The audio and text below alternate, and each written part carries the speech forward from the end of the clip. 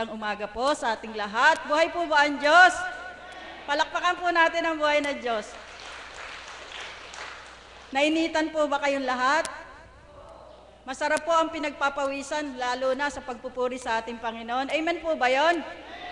Ako nga po, hindi pinapawisan. Tingnan, haba ng suot ko. Buhay po ba ang Diyos? Salamat po sa inyong lahat sa pagtanggap nyo sa panawagan ng ating Panginoon kung paano kayo pumarito upang makapakinig ng mensahe ng Banal na Espiritu sa katauhan ng ating Apo Kunching upang ganap tayong mabiyayaan ng pagpapala at kagalingan ng ating kaluluwa at ng ating katawan lupa. Amen po ba yon? Sige po muna, mag-inhale, exhale muna kayo dahil alam ko na pagod kayo. Sa lahat po ng nanonood sa iba't ibang dako ng ating bansa, keep watching po at magandang umaga po sa inyong lahat. Kahapon po ang tema natin ay pagsuko. Kung paano nga po pinaliwanag ng ating facilitator na si Arlene, kung paano nga ba ang pagsuko at ganun din ang mga nagbahagi. Kung ang pagsuko mo sa Panginoon, ano nga ba ang nakamtan mo? Kagalakan ba, kapayapaan, at kaluwagan ng ating kaisipan. Amen po ba yon? Palakpakan po ulit natin ang buhay ng Diyos. Nais ko lamang pong duktungan ang tema kahapon na tungkol sa pagsuko. Bilang sumuko na po kayo, ano po naman ang biyayang nakamtan nyo sa pamamagitan ng pagsuko nyo sa ating Panginoon? Anong biyaya sa araw-araw ang nakakamtan nyo nang ganap nyong isinuko ang buong buhay nyo sa ating Panginoon? Sa ating pagsuko, parang napakahirap po, higit lalo kung hindi pa tayo bukas sa ating Panginoon. Amen po ba? Higit lalo kung may kataasan tayo sa ating mga sarili na hindi natin kayang magpakababa sa mga higit lalo kung nakakataas tayo sa ating kapwa. Parang ang hirap magpakumbaba. Amen po ba?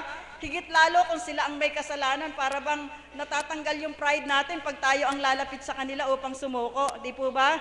Subalit, napakabuti ng ating Panginoon sa pamamagitan ng dakong ito, sa katauhan ng kinalugdan niya, natuto tayong sumuko sa ating Panginoon. Sapagkat hindi po pala tayo magtatagumpay kung hindi tayo susuko. Amen po ba? Sapagkat sa pagsuko po pala na yon, marami tayong makakamtan. Nandoon ang hindi na tayo tatanda. Amen po. Palakpakan po natin ang buhay ng Diyos. Nakangiti kayong lahat, sapagkat nakakamtan nyo na ngayon. Sapagkat nung hindi pa sumusuko ang bawat isa, laging kulubutang muka. Parang laging Biyernes Santo. Ang edad 20 anyos, mukha ng 35. Subalit ngayon, 50 na tayo, mukha pa rin tayong 35. Palakpakan po natin ating mga sarili. Masaya po ba kayo? Amen. Yun po ang mga biyaya ng pagsuko. Ngayon po, bilang sumuko na tayo, siyempre po, meron na tayong kapayapaan ng ating kaisipan. Marunong na tayong magpatawad sa ating kapwa. Ang mahirap mahalin, namamahal na natin ngayon dahil sumuko na tayo sa Diyos. Ang may mga kasalanan sa atin, pinatatawad na natin. Ang mga gumagawa ng hindi marapat sa atin, natatanggap na natin sila sapagkat sumuko na tayo sa ating Panginoon. Yun po ang biyaya ng ating pagsuko. Yung nakakamtan natin ngayon na mayroon tayong kapayapaan sa ating kaisipan, na nakakatulog tayo pag himlay natin sa ating higaan, payapa tayong nakakatulog sapagkat payapa na ang ating kalooban, na kahit kailan hindi kayang bilhin ng salapi ang kapayapaan. Amen po ba yon? Ngayon, kahit wala tayong pera sa bulsa, pamasahe lang, payapa ang isip natin. Amen po? Nakangiti tayo. Palakpakan po natin ang buhay ng Diyos. Sapagkat alam natin na sa bawat sandali ng ating buhay na ang ating sinukuan ng ating Panginoon, yon ang nagbibigay ng biyaya sa atin. Upang ang ating mga pangangailangan sa bawat araw ay ating makamtan. Sapagkat ang sinukuan natin ay ang Diyos na buhay, ang ating tanggulan, ang ating pag-asa at nagbibigay kalakasan sa bawat isa. Kaya walang pagsisisi sa ating pagsuko sa ating Panginoon. Sapagkat tunay sa bawat isa, kung papansinin nyo ang inyong mga sarili, nang nauna kayong nadako sa dakong ito, ang hirap nyong ipinta. Amen po ba yon?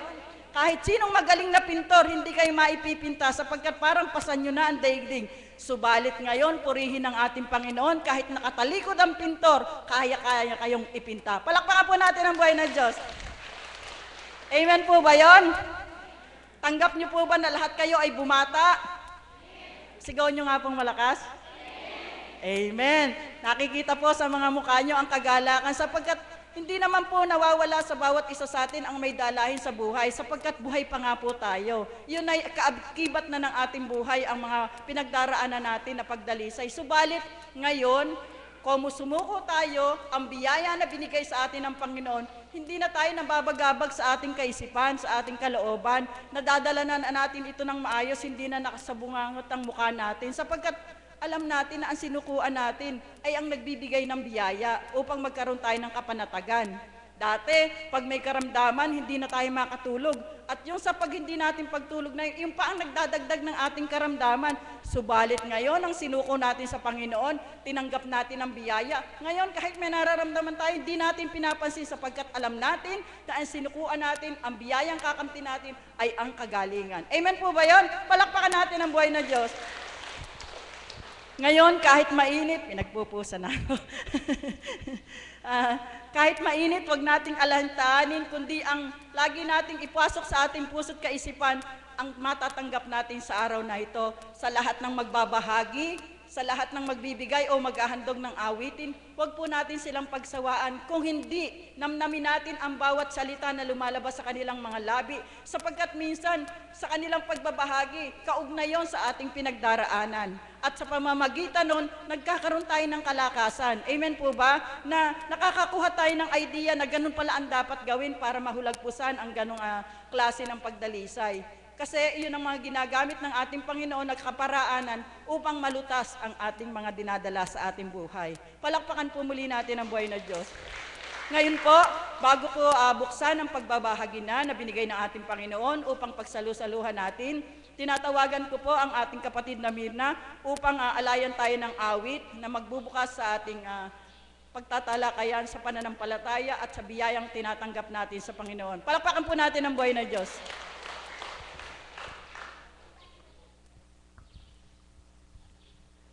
Purihin ka, Ama, dakilain ka, ang pagpapala mong kaloob ay walang hanggan. Higit lalo ang biyayang ito na bawat araw ay patuloy mo kaming inaapuhap na mga anak mo. Sinisidlan mo ng galak, kapayapaan, at patuloy na pinaghaharian mo ng iyong banal na Espiritu. Kaya po, Ama, muli sa pagkakataong ito, pagharian mo po akong ganap. Amen. Muli po ay mapagpalang umaga po sa katanghaliang ito, mga minamahal ko mga kapatid. Nakahinga na po ba pagkatapos mag-joyful? Opo, kahapon po ang tema ay pagsuko ba, anak? Pagsuko. Pagdaka, ngayon ay pabiyaya. Ano po? Biyaya, napakadami pong biyaya sa bawat araw. Unang-una na po ang biyaya ng buhay, biyaya pagkalaw ng mga partes ng katawan. Biyayang pangkabusugan na araw-araw ay pinagkakaloob ng ating Ama sa ating katawang lupa. Higit sa lahat, ang biyayang kabusugan ng ating kaluluwa. Kaya po, upang higit lalo ay maraming maging kabahagi ng gawain, aalayan ko po ng awitin ng ating Panginoon. At siyempre po, sa inyo po, mga minamahal ko mga kapatid, wala po ba si Mami Grace? Opo. Madalang na pong maawit itong awit niyang ito, kaya muli po ito ay para sa kanya, You Raise Me Up. Basta po pag pinasok ko po sa Tagalog, bahala na po. Kung ala na pong tugtog, okay lang din po. Ang mahalaga, maawitan ko ang Ama. Amen po ba? Bakit nga po kaya itong awiting ito ang pinadatal sa akin ng Ama? Noong mga panahong ako'y nalulugmok, buhay ko tila wala ng saysay, parang walang biyayang nakakamtan. Kahit may buhay, may kalakasan, walang silbi, hindi binibigyan ng halaga. Ano po?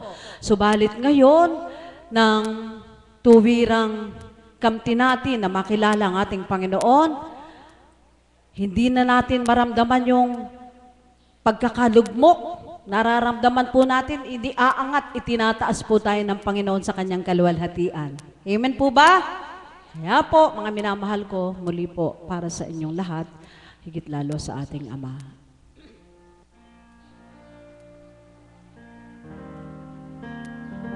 Kapatid na Grace, para po sa inyo.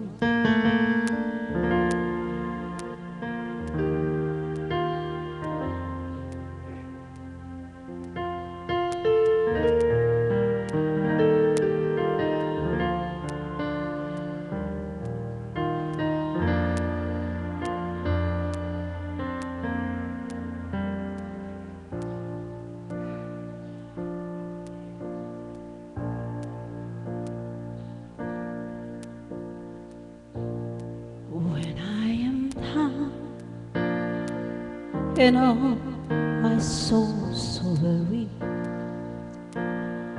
When troubles come and my heart burdens me,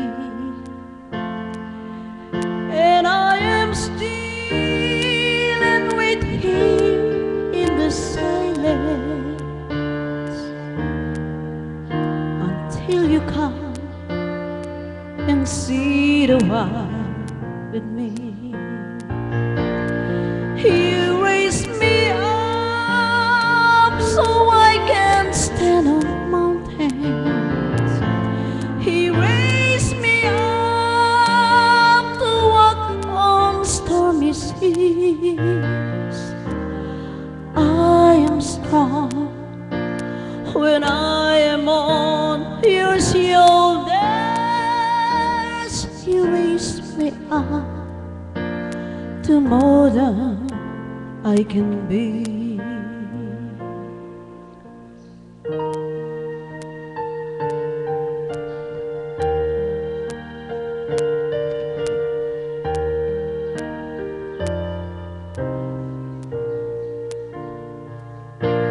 You raised me up upon the highest mountain. You raised me up upon the stormy seas. I am strong when I am on your shoulders. You raise me up to more than I can be.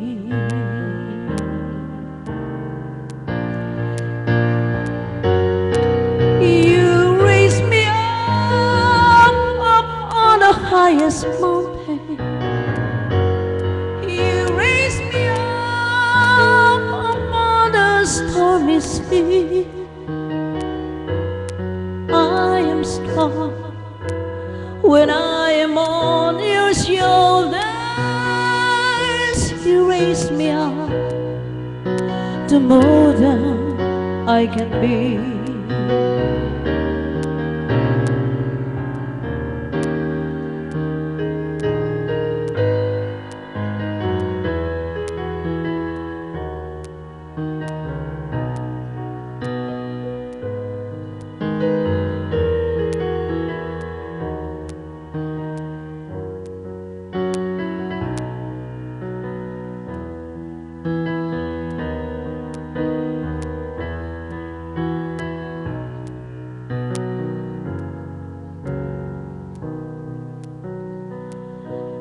Kapag ika'y nawawala ng pag-asa, ang buhay mo'y tila walang saysay. Tumingin ka sa itaas, kaibigan. Kamay ng Diyos dapat mo abutin. Iaangat ka niya sa kalwalhatian.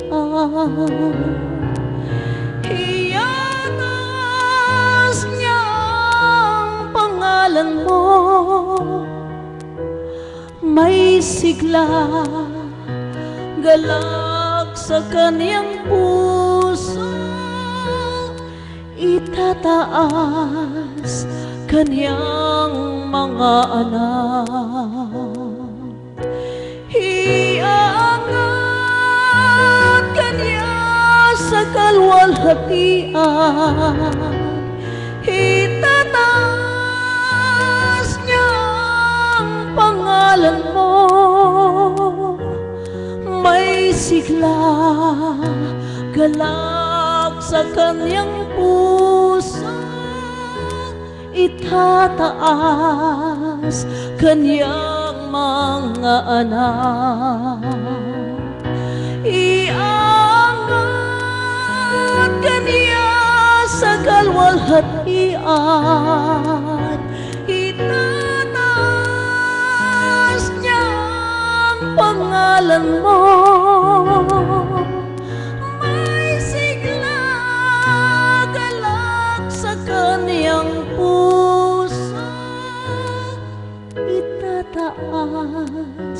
kaniyang mga anak. Itataas kaniya sa kalwalhatian, iangat niyang pangalan mo. May sigla, galak sa kanyang puso, itataas kaniyang mga anak. Salamat po, Ama. Salamat po sa iyo.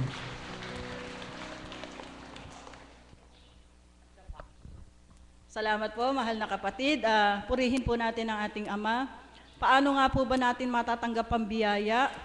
Sa pamamagitan ng ang susi po noon, ang umpisa ay ang pagsuko. Pagkatapos po ng pagsuko, yun na po yung biyaya nating kinakamtan sa mga oras na ito. At sa biyaya na yon, pumapaloob ang awitin ng ating kapatid. Itinataas tayo ng ating Panginoon. Amen po ba? Kung tayo ay nalulumbay, pinagagalak niya tayo. Kung tayo ay may sakit, pinagagaling niya tayo. Kung tayo ay naninimdim, binibigyan niya tayo ng kaliwanagan. Kung tayo ay nalulumbay, andun po ang kagalakan. Yun po yung mga biyaya na kinakamtan natin ngayon sa pamamagitan ng pagsuko natin. Yung itinataas tayo ng Panginoon na sa kabila ng pinagdaraanan natin, subalit nandoon pa rin ang kagalakan. Yun ang biyaya ng ating Panginoon sa atin. Palakpakan po natin ang buhay na Diyos. At ngayon po, isang kapatid nating alagad na nagmula pa sa ibayong dagat, sa Chiplan, California. Tinatawagan ko po ang isang alagad na si kapatid na Eva Silosilo. Palakpakan po natin ang buhay na Diyos. Para po isiwalat niya sa atin, sa pamamagitan ng pagsuko niya, ano na bang mga biyaya ang kinakamtan niya sa ating Panginoon. Palakpakan po muli natin ang buhay na Diyos.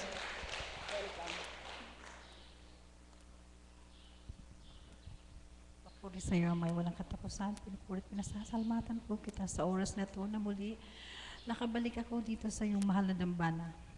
Salamat po. Magandang umaga po sa inyong lahat.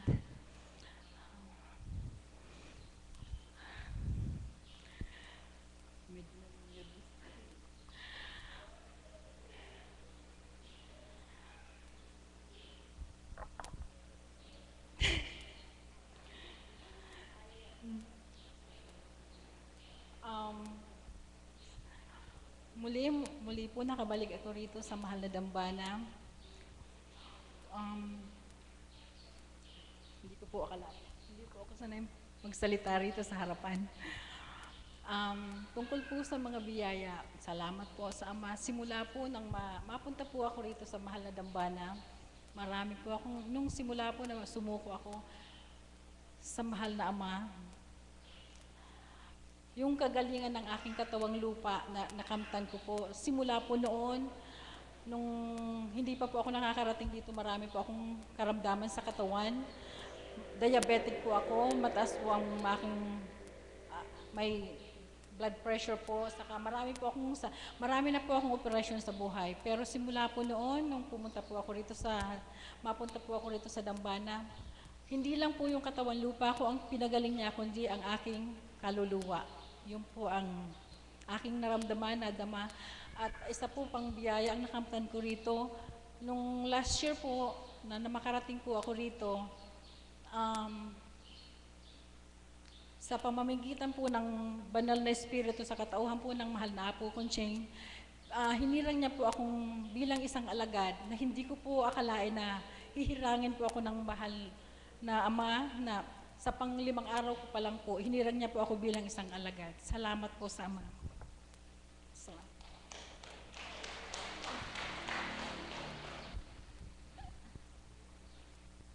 Salamat po, mahal na kapatid. Medyo ninenervous pa po siya, may jet lag pa siya galing sa Amerika. Palakpakan po natin ang buhay na Diyos. Kung paano nga po ang biyaya ay nakamtan niya sa dakong ito, sa pamamagitan ng banal na Espiritu, sa kataon ng ating mahal na Apo Conching, sapagkat pinagtiwalaan siya, pinili siya ng ating Panginoon upang hirangin siyang maging alagad. At ngayon, ang biyaya ay kanyang nakakamtan sa pamagitan ng sabi niya, ng pagsuko niya. Ngayon, nakakamtan niya ang biyaya ng kapanatagan, kagalingan niyang kaluluwa higit lalo, katawang pisikal, ganun din sa mga mahal niya sa buhay, nagbebenepisyo sa kanyang pagsuko. Palakpakan po natin ang buhay na Diyos.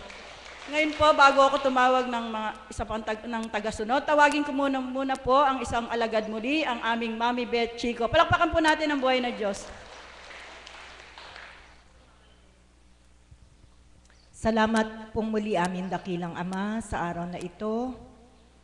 Higit ko pong pinagpapasalamat at ikinagagalak ng aking kalooban ang muling pagtungo dito ng mga anak mo na inakay mo na makarating sa banal na lugar na ito.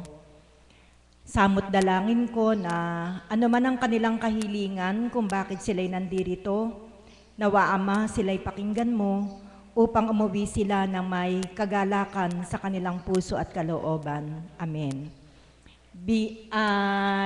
Ano yon yung what do you get matapos mong sumuko sa ating Panginoon? Kung ano yung matatanggap natin kung matapos po nating sumuko sa Panginoon. Mahirap pong sumuko sa Panginoon actually kung hindi tayo pananahanan ng banal na Espiritu sa ating pagkatao. Sapagkat ang pagsuko ay hindi isang madaling gawin. Pag sumuko ka, may requirement si God. Ang sabi ni God, forget yourself. Ano pong ibig sabihin? Kalimutan mo na yung sarili mo. Ibig sabihin, kahit sinasaktan ka, hindi ka gaganti. Kahit na anong gawin sa'yo ng kapwa mo, mananahimik ka na lamang. Kalimutan mo yung mga sakit, mga dusa, mga hinail na mararamdaman mo sa buhay mo kung ganap na ikaw ay susuko. Kalimutan mo yung mga dating hinahangad mo sa buhay mo, karangyaan, paghahangad sa kayamanan, paghahangad sa mga bagay na material, kalilimutan mong lahat yan. At kung ikaw ay may bisyo sa dati mong buhay, kalilimutan mo na rin yan. Kaya hindi po ganong kadali. Kailangan mo talagang kalimutan ang iyong sarili. Subalit kung ito po ay gagawin natin sa kaparaanan ng ating Panginoon, marami po tayong matatamo in return. At siguro po yung pinaka-ultimate na matatamo natin ay yung mga regalo ng banal na Espiritu. Amen? Maraming regalo ang banal na Espiritu sa atin. Ang isa sa mga regalo ng banal na Espiritu ay ang pagkatakot sa Diyos. Isa po yan sa makakamtam natin sa ating pagsuko. Magkakaroon po tayo ng pagkatakot sa Diyos. At ang ibig sabihin ng pagkatakot sa Diyos ay hindi yung naku, ayan yung Diyos, nakakatakot. Mga bata, huwag kayong maingay, andyan ang Diyos. Ganun po ang ginagawa natin mga magulang Ginagawa po nating panakot si Christ, ang ating Panginoon. Halimbawa po, dito sa loob ng dambana, sasawayin natin yung mga anak natin, sasabihin, ako ayun si God, nagagalit sa'yo. Nagkakaroon tuloy ng takot yung mga bata sa Diyos. Mali po yung pagkatakot na ganon. Ang ibig pong sabihin ng pagkatakot sa Diyos ay pagkatakot na gumawa ng kasalanan. Yun po ang ibig sabihin. Kapag ikaw ay nagbata na at nagsumikap ka na sumuko at makasunod sa Panginoon, matatakot na po tayong gumawa ng kasalanan. Amen? Ewan ko po sa inyo, pero ako po kasi magsisiyam na taon na dito, kaya medyo naglilimi-limi na po ako kung yung gagawin ko o sasabihin ko ay makapaglalayo sa akin sa Panginoon. Kasi po, may investment Ano po yung ininvest ko? Yung pong oras na araw-araw ay nagpupunta ako dito. Pagkatapos, sa paggawa mo ng kasalanan, malalayo ka na naman sa Panginoon. Kaya isa po iyan sa mga regalo na tinanggap ko sa Kanya. Nagkaroon po ako ng takot sa Diyos, ng takot na gumawa ng kasalanan. Hindi ko naman po sinasabing perpekto na ako. Ay, si Tita Beth, hindi na pala nagkakasala. Hindi po. Bilang tao, nagkakasala ka pa rin. Kaya lamang po, ang maganda, pag na-realize mo na mali yung ginawa mo, agad-agad, nakakahingi ka ng tawad sa ating Panginoon. Amen? Pinapadama sa'yo ng Panginoon ay, Beth, mali ang ginawa mo na yan. So agad makapagninilay ka, makapagre-reflect ka, at pag alam mong mali, agad-agad nakakahingi ka ng kapatawaran sa kasalanang ginawa mo. Amen? Palakpakan nga po natin ang ating Panginoon. Siguro po, yung iba sa atin nakatanggap na rin ng ganong regalo or biyaya sa Panginoon. Yung biyaya ng pagkatakot sa Diyos. Pangalawa, biyayang natamo ko sa Kanya, dahil sa Kanya ko na iniaasa ang aking buhay, iniaasa ang maghapon, iniaasa ang bawat segundo ng aking buhay. Alam niyo po, nagdudulot po pala yun ng lakas sa ating pangangatawan. Kasi po, pag kulang tayo ng paniniwala sa ating Panginoon, masyado po nating siniseryoso yung buhay natin. Amen po ba? Yung mga problema, masyado nating dinidibdib pag hindi pa natin kilala ang Diyos. Subalit pag nakilala natin ang Diyos, ang lahat pong iyan, ng mga problema na yan, ay ipinauubaya na po natin sa Kanya. At ano po in return ang ibinibigay sa atin ng Panginoon? Kasi po, hindi na po tayo masyadong nag-iintindi, masyadong nag-iisip, nagkakaroon po ng lakas ang ating katawan. Amen po ba? Kuminsan nga po, yung pong mga anak ko, pagka kami sama-samang naglalakad, nagugulat po sila sa akin Bakit po? 1 meter na yung layo ko sa kanila sa aking paglalakad, sila nasa likuran ko pa. Sabi nila sa akin, Mami, napakabilis mo namang maglakad. Paano po? Biniyayaan po ako ng Panginoon ng lakas. At gayon din po ng lakas na makibaka sa buhay. Dapat po tayo ay mayroong kalakasan, hindi lamang ng physical na lakas, kundi ang spiritual na lakas na tayo po ay matutong lumaban sa lahat ng mga pagsubok sa ating buhay. Pangatlong biyaya in return na nakuha ko sa Panginoon, yung biyaya ng karunungan. Dati po kasi, pinatalino niya ako sa mga bagay na pangkalupaan, lalo na po sa larangan ng pagtuturo. Ang dami po niyang karunungang ibinahagi sa akin, sapagkat bilang nga pong kanilang principal noong mga panahon na yon, pag po ganitong panahon na mag-o-opening na yung klase, bugbog sarado na po yung mga teachers sa mga seminars para po ihanda sila sa pagbubukas ng panibagong school year. At sa bawat araw, isa po ako doon sa nagbibigay ng training sa mga teachers para ma-prepare sila. Paano gumawa ng lesson plan, paano gumawa ng test question, paano ang classroom management, paano mag-deal sa mga behavioral problems ng mga bata. Ang dami pong talino na ibinigay sa akin ng ating Panginoon, karunungan. Subalit, wala po palang saysayon. Bakit po? Salat po ako sa karunungang pangkalangitan. Palakpakan po natin ang ating Panginoon. Sa dating buhay, hindi ako basta-basta makatatayo sa ganitong mga bulwagan para ako ay magsalita tungkol sa ating Panginoon. Wala po akong alam. Pagka nga po may meeting kami at na-assign ako na magbigay ng opening prayer, 1 linggo pa po bago yung meeting, naghahanda na po ako. Nagsusulat na po ako kung ano po yung panalangin na bibigkasin ko sa kanilang harapan. Subalit, nang makilala ko po ang Panginoon at ganap akong sumuko sa Kanya, sino po sa inyo ang nakaka-attend sa gawaing panggabi? Wala, puro kayo pang-araw, wala sa inyong panggabi.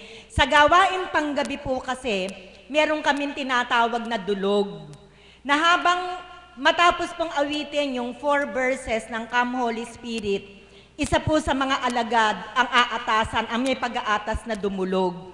Idudulog po ang lahat ng ipabatid na gustong idulog. Alam niyo po kung minsan, hindi ko po pinagmamalaki yung sarili ko. Ito po ay natanggap ko mula sa Panginoon ang dahil sa pagsuko ko sa Kanya. Minsan po, nandoon ako sa itaas, meron pong papanik doon, sasabihin sa akin, Mami Beth, wala po yung magdudulog, kayo na po yung magdulog. Hindi po ako po pwedeng magsabi sa Panginoon ang ayoko. Kailangan ko pong patunayan sa Kanya na ang biyaya ng karunungan ay ibinahagi na niya sa Kanya. Alam niyo po, pag nakaluhod ka na, at idinudulog mo na yung mga tao na nanduroon sa loob ng dambana sa gabing yon. Napaka-automatic na po yun. Idinadatal na po ng Panginoon ang mga salita na dapat na ipabigkas sa'yo. Hindi po nababasa sa libro, hindi po nase-search sa Google, kundi ang karunungang ito ay direktang nanggagaling mula sa banal na Espiritu sa ating Panginoon. Palakpakan po natin ang ating Panginoon. Ang daming biyaya na natamo ko. Sa katotohanan lang po, yung mga biyaya pong iyon, dinadasal po natin yun pag alas 6. Yun po yung mga biyaya ng Espiritu Santo na ibinibigay niya sa bawat anak niya na sumusuko sa Kanya. Ilan lamang po yung binanggit ko sa inyo, sapagkat yun lang po yung alam kong natanggap ko sa Panginoon. Subalit marami pa pong ibinabahaging ang Panginoon ng mga biyaya para sa atin. Mga kapatid, sa pagpunta ko po, pag-akay sa akin ng Panginoon sa dambanang ito, isa-summarize ko na lang po lahat yung mga biyayang natamo ko sa Kanya sa pamamagitan po ng isang awitin.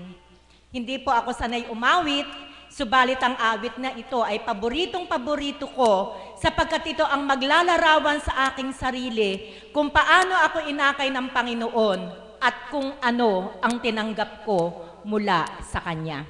Tatalikod po ako, nahihiya po ako, hindi po maganda boses ko, katulad nila Tita Mirna. I had my share of my life ups and downs, but fate been kind. My downs are now few. Yan po, yung isa sa mga regalo na tamo ko sa Panginoon. Noon po, ang downs ko mataas pa sa akin. Pero ngayon po, my downs are now few. I guess you could say that I am lucky. But I guess you could say it's all because of Him. If anyone should ever write my life story, for whatever reason there might be, He'll be here between each time that I'm sad and happy. Lord, you're the best thing that ever happened to me. Lord, you're the best thing that ever happened to me.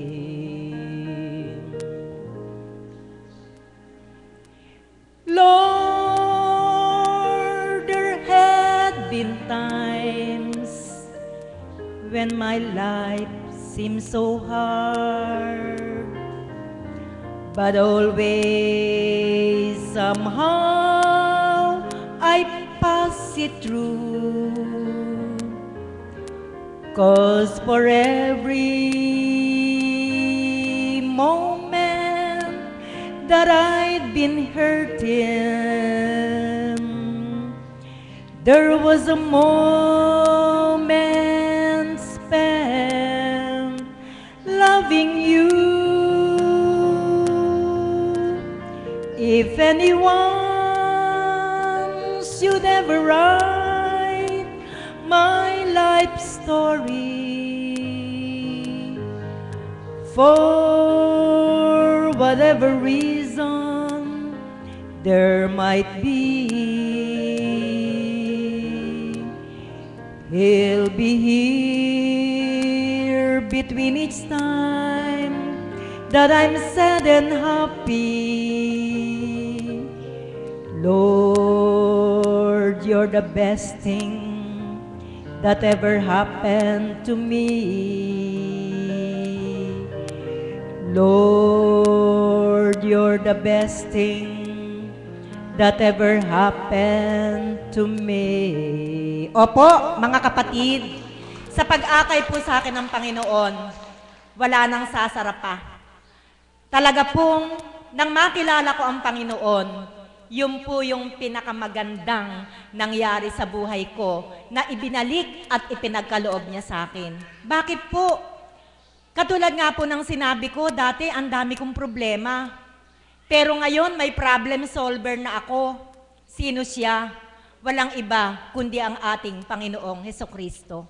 At sa tuwin ay pinapaalala niya sa akin, huwag mong isiping malaki ang problema mo. Hindi malaki ang problema mo. Bakit ka mag-aalala na iisipin mong malaki ang problema mo? Ang sabi niya sa akin, I am bigger than your problem. Kaya bakit po hindi ka magiging madikit sa ating Panginoon?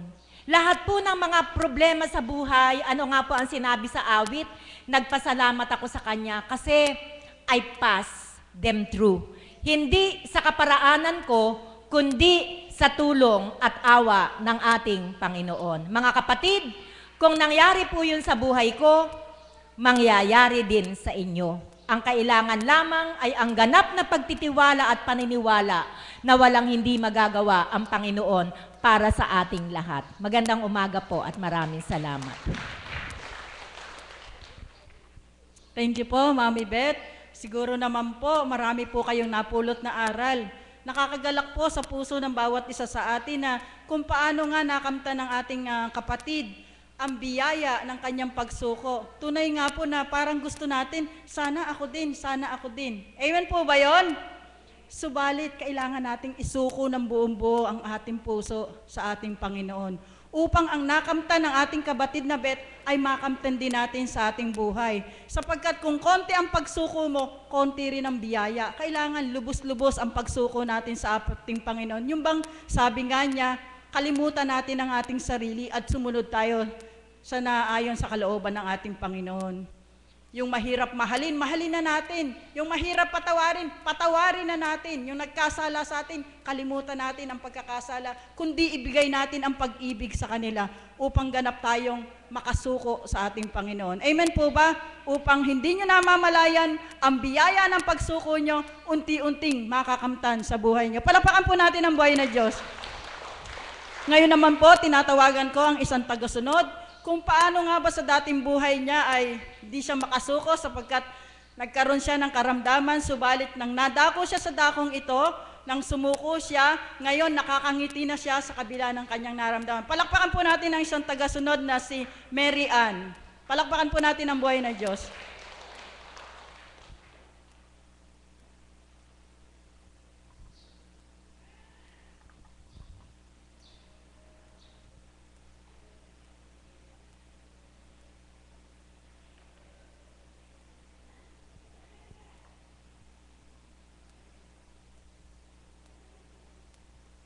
Isang palakpak nga po ulit para sa ating Panginoon.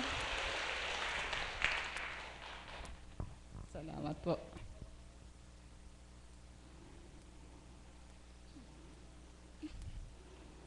Alam niyo po, sa totoo lang, hindi po ako labasan talaga nakasuko ko sa Diyos sabagat po atin ko po ang aking naramdaman na ito. Dahil siya lang po mabuhay nito. Pero alam niyo po, noon po aasahan natin kung asahan ko. Hindi po nagbibigay sa akin ng pera. Kaya po, palagi ko po sinusuko sa Diyos na naway magbigay siya sa akin ng pamasahe punta rito. Pero po, sawa po ng Diyos ay ngayon po nakakakamtan ko na po siya na gumigising sa akin doon. Di umaga. O anong dadalaw ka ba? Ikaw na sa akin. Kasi nga po, ayaw niya po na talaga dito na magpunta ako rito. Pero po ngayon, sawa po ng Diyos lahat dinanulog ko po sa Ama. Dahil nga po, ang akin lang naman po ay gagaling po talaga ako dito. Sa pamagitan po ng pagbabanyos ko sa araw-araw po. Noon po, nakatapos po ako ng pagbabanyos dito ng isang beses pa. Ginawa ko po ngayon, inulot ka. Kaya nga po ako, nagpapatuloy pa rin po ako na dumudulog dito sa Diyos. Dahil nga po, dati po talaga ang asawa ko ayaw magbigay ng blessing. Papunta dito, sariling sikap ko lang po. Kaya ginagawa ko na lang po. Kung magbigay man siya sa akin, ngayon po, tuwing umaga, ginigising na niya po ako. Ano ka ba? Dadalaw ka ba? Ano bang nangyari sa'yo? O ano bang karamdaman o anong kailangan mo? Kako po sa kanya, kailangan ko lang pamasahe papunta ron. Kung ayaw mo namang magbigay, makikasabay na lang ako sa mga tao. Kasi nga po, wala po talaga akong hanap buhay. Gagawa nangyari nga po sa akin na to. Pero pumasawa nga po ng Diyos. Inihiling ko po sa Ama na magbigay siya ng sasakyan pupunta dito sa Damana. Binibigay naman po ng Diyos. Hindi pa ako nawawalan ng pag-asa. Kaya nga po, ako po, tinawag nga ni kapatid ni Mari. Hindi po ako nag-alanlangan na tumayo rito po. Pero po sa kabila ng karamdaman ko na to, aasahan ko po ang Diyos na siya rin ang maghipo nito. Alam ko walang taong magpagaling sa akin na matirilan na tao eh. Pero po ang Diyos, sa isang hipo lang po siguro ng Diyos. Pero po alam ko, marami po kasi magkukulang sa aking katawan. At sa pagsuko ko nga po sa Diyos, hindi pa ako binibigyan niya ng, halimbawa po, nung may sakit ako, kagaya nito, hindi ko po iniinom yung mga maintenance ko. Kaya nga po, sa ngayon po, bumaba ang dugo ko. Ang dugo ko ngayon ay 90 na lang, 90-60. Sabi ko, Panginoon, salamat po at binaba niya ang dugo ko. Sa kabila ng lahat na hindi ko na iniinom ng maintenance ko, binaba naman pa ako. Sabi nga ng asawa ko, bakit ayaw mo nang inumin yung maintenance mo? Ay ayaw ko nakako, bumaba ng dugo ko. Nalaman ko po sa center. Noong Miyerkules, nalaman ko ng 90-60 na lang po ako. Kaya sabi ko, salamat po ako sa Diyos at nagbaba. Kung kung magpatuloy po ako sa maintenance ko, wala, 600 pang ang isang linggo ko. Paano yon? Wala akong hanap buhay. Paano ko saan ko kukunin? Kaya po, bagamat po ako kinakabahan at napaluha, hindi po luha sa kalungkutan to, kundi luha po sa kagalakan ng aking natanggap. Yun lang po, pinupuri ko, Ama. Salamat po.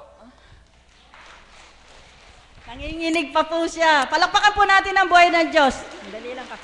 Kung paano po ang kapatid natin na ito ay tunay na sumuko sa ating Panginoon nang nadako siya sa banal na gawain, sa banal na dambana.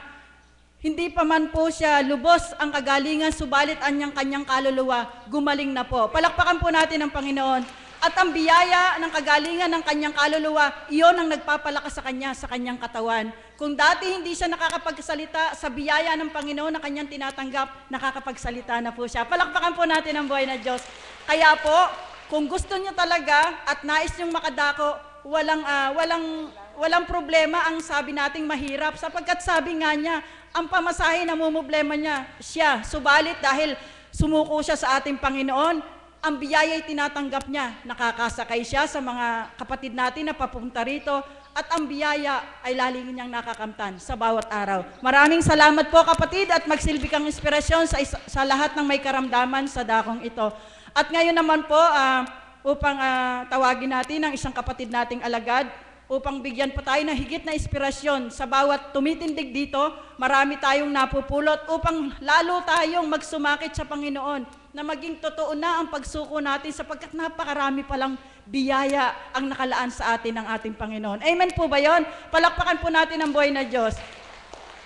Ngayon naman po, tinatawagan ko ang ating Mother of the House upang higit na marami tayo pang madagdag sa ating natututunan, sa ating pananampalataya sa dakong ito. Palakpakan po natin ang ating kapatid na Marisa. Salamat po, Ama.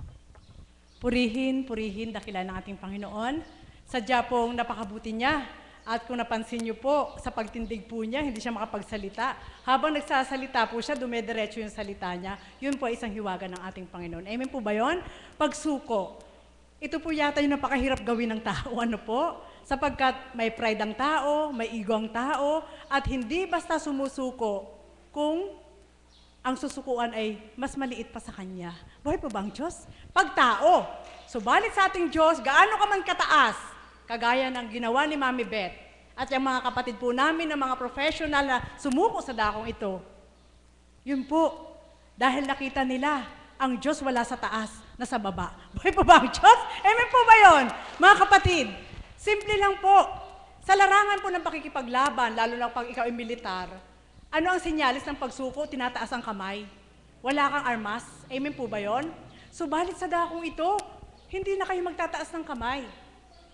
Mismo po, ang ating Panginoon ang magbababa ng kaukulang karunungan, sabi nga ni Mami Beth, upang ibahagi po ang banal na Espiritu at binabahagi na sa pamamagitan po ng ating mahal na Apo Kunching upang tayo mismo ay makapagsuko sa ating Panginoon. Hindi lamang para sumuko ka para maglingkod, kundi marami kang dapat isuko. Yung kataasan, amen po ba? Sinuko mo na ba ang kataasan mo? Alam niyo po, kapag hindi niyo po yan sinuko ng 100%, paulit-ulit po yan magaganap sa inyo. May mga pagsubok, may mga kaganapan na ipatutupad ang Panginoon hanggang ikaw ay magising na dapat mo nang isuko ang iyong kataasan. Buhay po ba ang Diyos? Kung ikaw ay ma-pride, maramdamin, kapag hindi mo pa yan sinusuko, gagamit ang Panginoon, pahihintulutan niya na gumamit ng kaukulang pagdalisay sa iyo para yung pagiging maramdamin mo ay maisuko mo rin sa Diyos.